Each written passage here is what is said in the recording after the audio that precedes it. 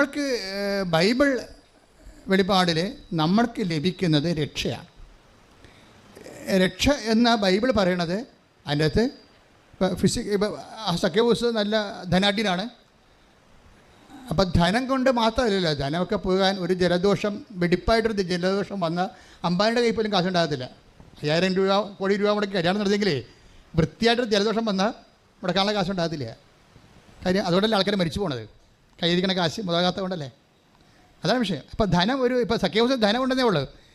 ക്രിസ്തു പറയണത് ധനത്തെ നിലനിർത്താനും അത് നഷ്ടപ്പെട്ടു പോകാതിരിക്കാനും നിത്യത വരെ നിലനിൽക്കാൻ വേണ്ടിയുള്ള സംവിധാനമായിട്ടാണ് ബൈബിള് രക്ഷയെ പറയണത്. അതാണ് ഇതിനേക്കാൾ ഉപരി അപ്പനും അമ്മയും കുഞ്ഞുങ്ങളും കുടുംബമായിട്ടൊക്കെ ഇരിക്കുമ്പോൾ ഒരുമിച്ച് പ്രാർത്ഥിക്കുന്നതാണ് ദൈവത്തിന് ഇഷ്ടം.